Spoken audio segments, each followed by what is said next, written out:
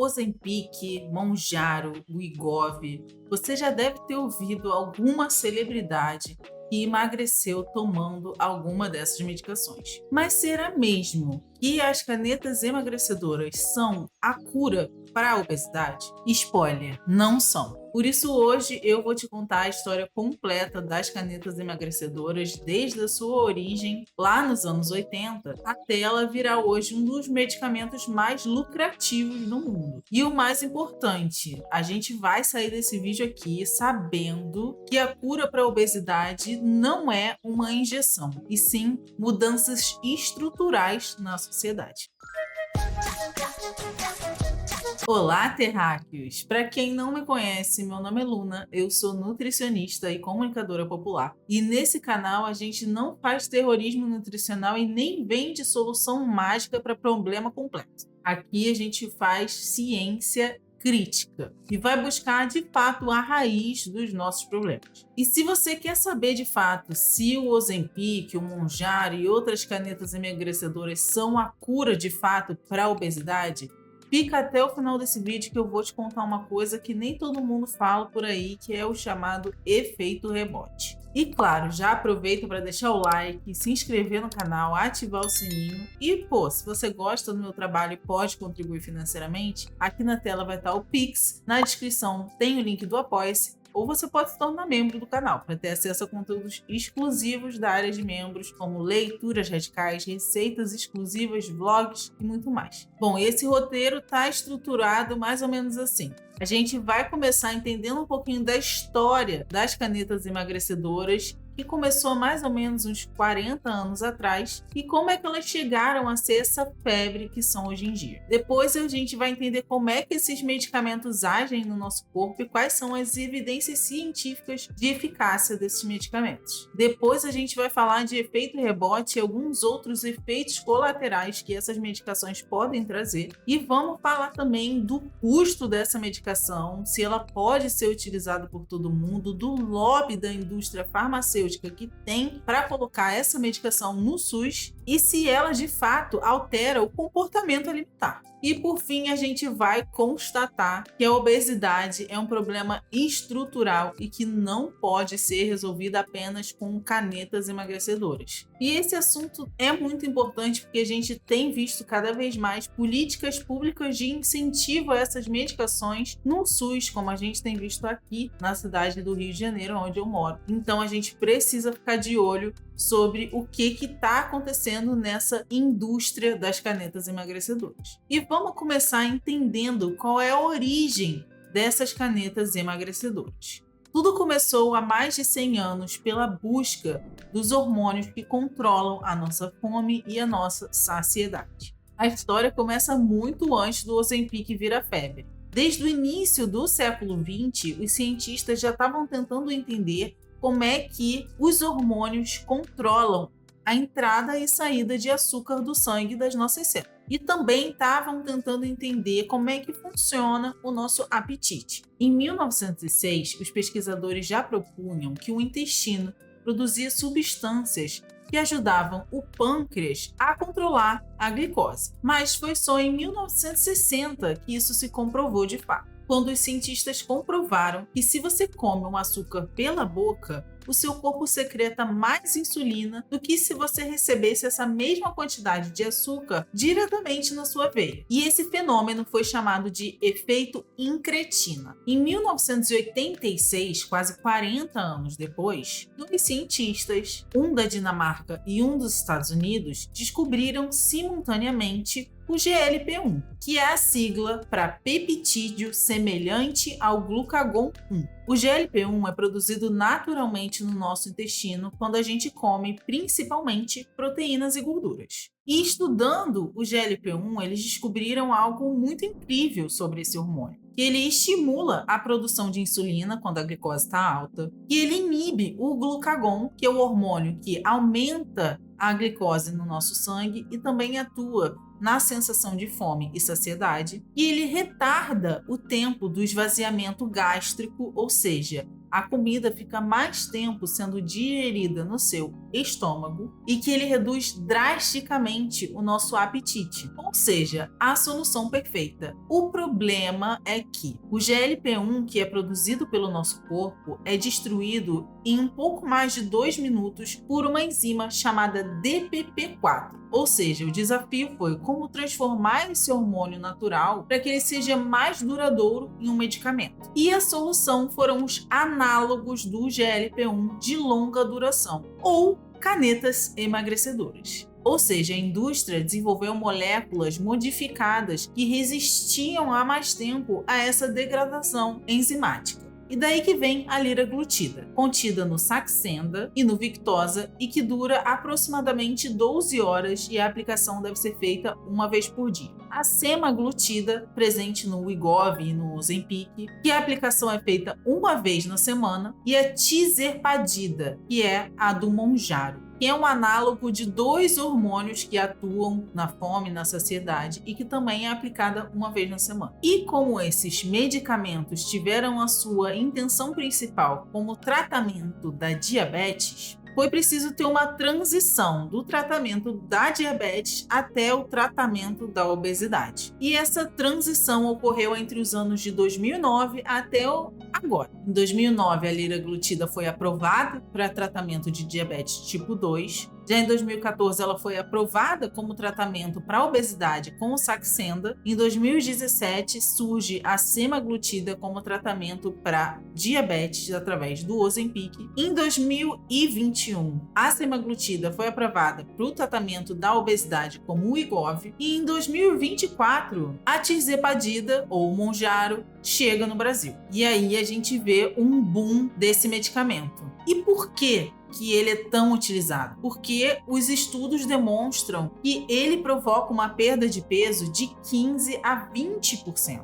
E como é que ele promove essa perda de peso? Através de 3 principais mecanismos. No pâncreas, ele estimulando a liberação de insulina, ele faz com que a glicose dos alimentos seja guardada nas nossas células e inibindo a liberação de glucagon, ele vai atuar naquele mecanismo de fome e saciedade que a gente falou. Já no estômago, a gente já falou que ele retarda drasticamente o esvaziamento gástrico, fazendo com que os carboidratos sejam absorvidos muito mais lentamente, resultando num menor pico de glicose e insulina e também afetando na fome e na saciedade. Já no cérebro, ele ativa receptores no tronco cerebral e no hipotálamo que vão aumentar a saciedade e reduzir a fome. E estudos de 2019 mostraram pra gente que a liraglutida, se utilizada em doses altas, aumenta a ativação de uma região no nosso cérebro que é ligada à recompensa alimentar. Ou seja, esses medicamentos não só reduzem a nossa fome, como também interferem nos mecanismos que controlam o prazer que a gente tem através da alimentação. Ao longo dos anos, os pesquisadores fizeram uma série de estudos sobre a semaglutida e sua eficácia no tratamento da obesidade, e a gente vai falar de alguns deles aqui. Esses estudos são chamados de STEP,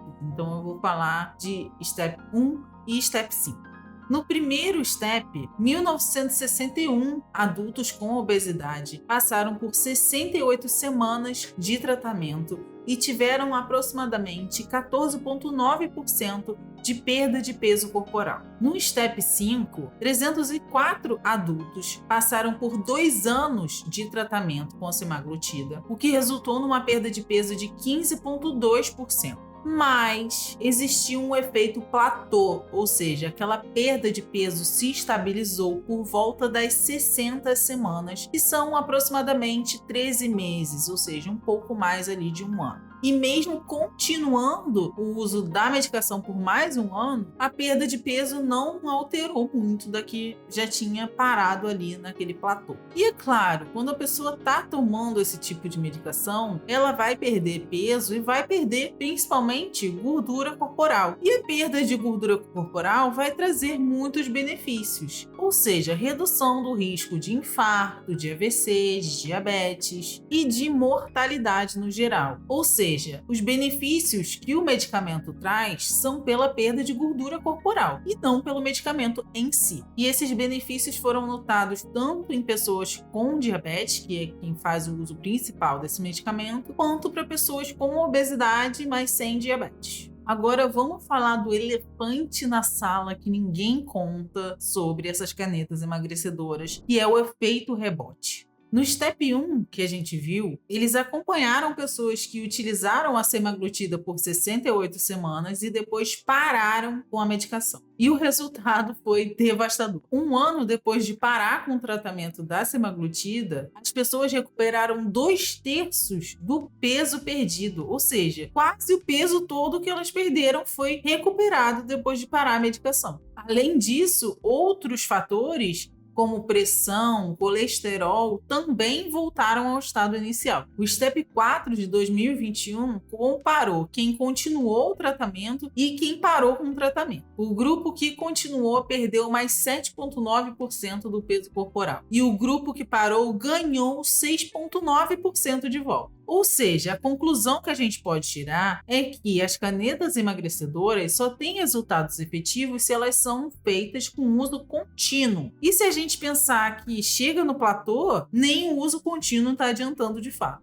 Vamos lá, por que esse efeito rebote acontece? Em 2023, foi realizado um estudo com cirurgia bariátrica e ocorre uma perda de peso parecida com a ocorrida nesses canetas emagrecedoras, por isso é facilmente comparável. E nesses estudos foi comprovado que quando a gente tem uma perda de peso tão grande assim, o nosso corpo interpreta isso como uma ameaça. Não é natural que a gente perca 20 quilos, 30 quilos. O nosso corpo interpreta isso como uma situação de alerta e emergência. E por isso ativa inúmeros mecanismos para tentar recuperar esse peso. Então ele meio que coloca o nosso metabolismo num modo econômico para tentar salvar o máximo de energia que puder. Além disso, ele faz com que a secreção de grelina, que é o hormônio que sinaliza a nossa fome, aumente pra caramba. Já a leptina, que é o hormônio que sinaliza a saciedade, cai e o sistema de recompensa fica mais sensível à comida. Ou seja, você vai ficar mais suscetível aos sinais ambientais. Então, se você sentir o cheiro de uma comida, se você vê o anúncio daquela comida, se você vira uma cor que te remete à comida, tudo isso vai te chamar muito mais atenção agora, nesse momento, depois do uso do medicamento e da perda de peso, do que antes do uso do medicamento. É uma tempestade metabólica perfeita para te empurrar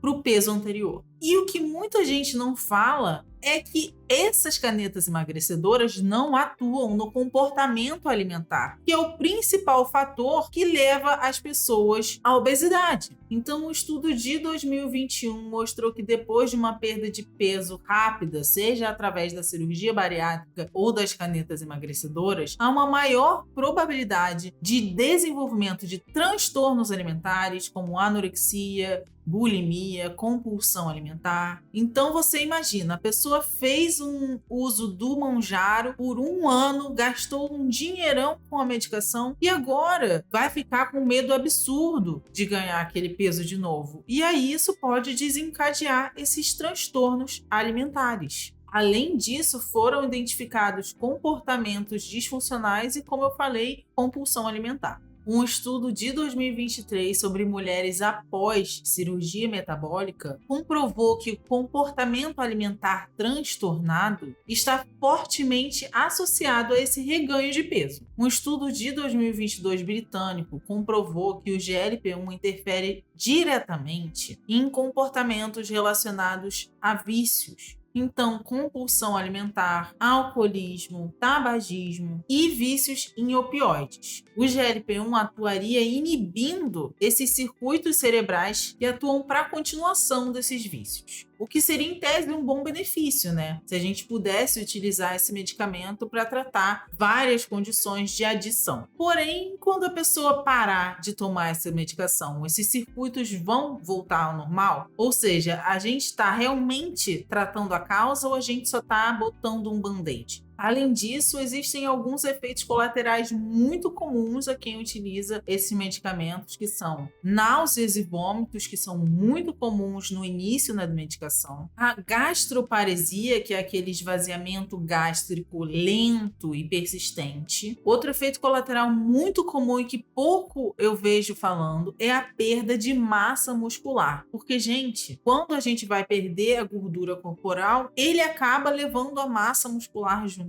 E se você fizer apenas o tratamento sem nenhum tipo de atividade física que vá fazer com que você ganhe massa muscular, fortaleça a sua musculatura, é por isso que a gente vê essa galera aí das celebridades tudo com cabeção de Ozempic e magérrimo, com os ossos aparecendo, porque não está fazendo atividade para fortalecer essa massa muscular e está perdendo a massa muscular que tinha junto com a gordura. Além disso, as pessoas podem ter desconforto gastrointestinal crônico quando fazem uso dessas canetas emagrecedoras. Então, não são poucos os efeitos colaterais e os benefícios também não são tão eficientes assim. Outro fator que a gente precisa levar em conta é o preço dessa medicação, né? Como o uso, em tese, deveria ser para o resto da vida, imagina, segundo o Infomoney, 4 canetas de Ozempic, que seriam um mês de tratamento, custa em torno de R$ 1.000 a R$ 1.300.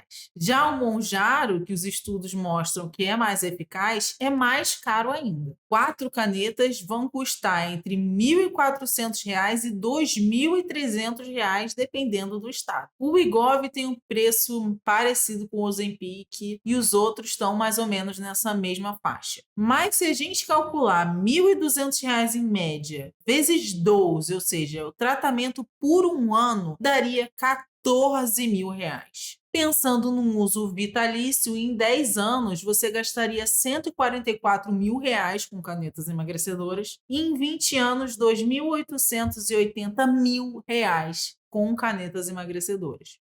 E, gente, primeiro, quem pode gastar esse dinheiro, sendo que o salário mínimo brasileiro é em torno de R$ 1.500? Além disso, é sustentável ficar tomando para o resto da vida uma medicação injetável? Não é, né? Não é. E aí, ao invés da gente estar investindo em políticas de prevenção da obesidade, a gente está fazendo o quê? Lobby com a indústria farmacêutica para botar o Ozempic no SUS. Um patrocínio massivo das farmacêuticas em congressos de medicina, com gente até oferecendo bala para lidar com a fome emocional nos congressos. Tudo com o interesse de colocar os medicamentos das indústrias farmacêuticas bilionárias na saúde pública do nosso país, ao invés de investir no que realmente ia tratar a obesidade. Além disso, a própria Organização Mundial da Saúde, em 2018, não recomendou os análogos do GLP-1 como primeira linha de tratamento para a obesidade. Se pessoas usarem indiscriminadamente o Ozempic e as canetas emagrecedoras com o objetivo de perda de peso e emagrecimento, as pessoas que têm diabetes e que precisam de fato desse medicamento não vão ter acesso a esse medicamento. Por mais que esse medicamento possa ser eficaz tanto para diabetes quanto para obesidade, em alguns casos, ele não está sendo acessível para a população. E aí, gente, a história se repete, né? Lembra que a gente falou do médico Ansel Keys lá no vídeo da manteiga e da margarina?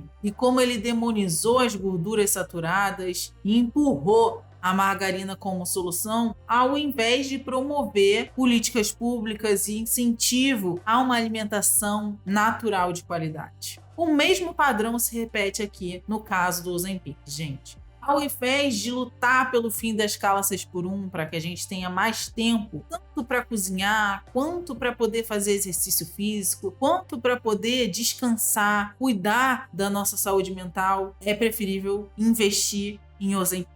Em vez de regular ultraprocessado, como fez Chile, Colômbia, México, não. Vamos botar semaglutida no SUS. Em vez de subsidiar o pequeno agricultor para ter alimento orgânico de qualidade para a população brasileira, vamos investir em caneta emagrecedora. Ou seja, capitalismo, né, gente? Ao invés de investir no que de fato ia melhorar a saúde da população brasileira e reduzir a obesidade, o importante é fazer com que a indústria farmacêutica fique cada vez mais rica e que a população aplique medicação à torta e à direito para emagrecer sem que sejam indicados quais são os efeitos colaterais e tudo mais. Então, a narrativa dominante é tome uma injeção semanal para o resto da vida para curar a obesidade, quando deveria ser vamos ter melhores condições de vida para que a gente possa cozinhar o nosso alimento, poder escolher melhores alimentos, ter tempo para fazer exercício. E, gente, o nosso corpo produz o GLP-1 naturalmente. O problema não é falta de GLP-1. O problema é o ambiente que a gente vive. O problema é o capitalismo, que vê a alimentação como uma mercadoria e não como um direito da população. E aí a gente tem ultraprocessados hiperpalatáveis que fazem com que a gente altere completamente o nosso sistema de recompensa, jornadas exaustivas de trabalho que nos estressam e não dão tempo para a gente para fazer absolutamente nada a não ser trabalhar, o estresse disso tudo que desregula esses hormônios todos, privação de sono, a cidade que não tem espaço para a gente ter lazer e natureza, e insegurança alimentar porque só dá para comprar ultraprocessado e não tem como comprar alimento in natura porque é caro. Ou seja, a gente está remediando ao invés de tratar a causa. Vamos deixar aqui uma coisa clara. Os análogos do GLP-1 são um tratamento válido que pode auxiliar no tratamento da diabetes e da obesidade. Eles são ferramentas importantes, mas eles não são e jamais serão a cura para a obesidade. E esse é o ponto principal desse vídeo. E não só é o ponto principal desse vídeo, como os steps que a gente viu lá deixam cristalino que as canetas emagrecedoras não são a cura da obesidade, vez que o peso volta se você para de tomar a medicação e que o peso se estabiliza depois de 60 semanas, mesmo se você tomar para o resto da sua vida. E sabe por que ele não é a cura para a obesidade? Porque, como a gente já falou aqui, a obesidade é multifatorial, que tem raízes na desigualdade social, no ambiente obesogênico, na indústria de ultraprocessados, nas condições de trabalho desumanas às quais nós somos submetidos diariamente, da genética, da falta de acesso a alimentos in natura e de inúmeros outros fatores que o capitalismo nos proporciona. Então, acho que a pergunta que a gente devia se fazer não é se o Ozempic é bom ou se o Ozempic é ruim. É que tipo de sociedade que a gente está construindo, que pessoas ficam obesas e precisam tomar uma medicação para emagrecer, enquanto outras pessoas estão passando fome e insegurança alimentar. Os governantes não estão investindo em políticas públicas para a prevenção da fome, da insegurança alimentar e da obesidade, e sim em colocar medicação que não vai resolver o problema da fome, da obesidade, da insegurança alimentar. Então, assim, o que a gente pode fazer hoje para usar os análogos do GLP-1 de uma forma mais segura e eficaz e não indiscriminadamente do jeito que a gente tem visto e não como se ele fosse a cura para a obesidade? Usar ele só nos casos que ele é indicado clinicamente, explicando sobre o efeito rebote, explicando sobre o efeito platô e o uso vitalício. E, obviamente, investir massivamente em prevenção, gente. A gente precisa regular e taxar os ultraprocessados, subsidiar os alimentos in natura e orgânicos, ter uma alimentação escolar de qualidade, não só escolar, mas nas universidades, nas escolas, nas empresas, nas indústrias. Acabar com a escala 6x1, porque o trabalhador não tem condição de ter um dia na semana só para poder cuidar da sua saúde. E, obviamente, né, gente, superar o capitalismo, porque é ele que faz todos esses sintomáticos.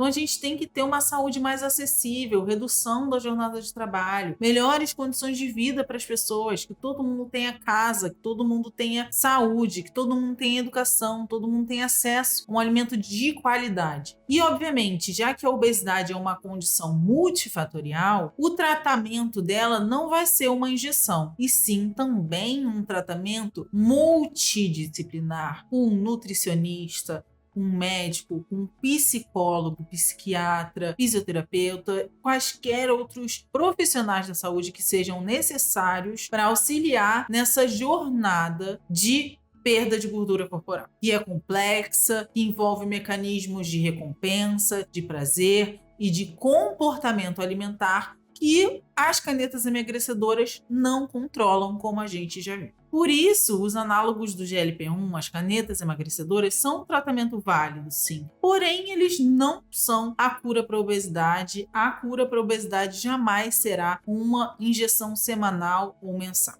A cura da obesidade vai vir quando a gente tiver uma sociedade com as condições que a gente falou, que veja que a comida é um direito humano básico e não uma mercadoria, e dê condições de vida dignas para todos os trabalhadores. Enfim, se você quiser saber mais como é que a indústria alimentícia e o capitalismo transformaram o nosso ambiente num ambiente que nos adoece, vou deixar o card aqui do vídeo que eu fiz sobre obesidade, capitalismo e fome, que são faces todas de uma mesma moeda. As referências que eu utilizei para fazer esse vídeo estão todas aqui na descrição se você quiser ler mais sobre o assunto. E eu também quero saber o que você pensa sobre isso, por isso deixa aqui nos comentários o que você achou desse vídeo, se você já sabia dessas informações. Manda esse vídeo para alguém que você sabe que está usando essas canetas emagrecedoras e já deixa o like, se inscreve no canal, ativa o sininho para não perder nenhum conteúdo novo. E se você gosta do meu trabalho e pode contribuir financeiramente, aqui na tela tem o Pix, na descrição tem o link do meu Apoia-se, ou você pode se tornar membro para ter acesso a conteúdos exclusivos, como receitas exclusivas, leituras radicais e muito mais. E é isso, o Ozempic não cura a obesidade e até a próxima.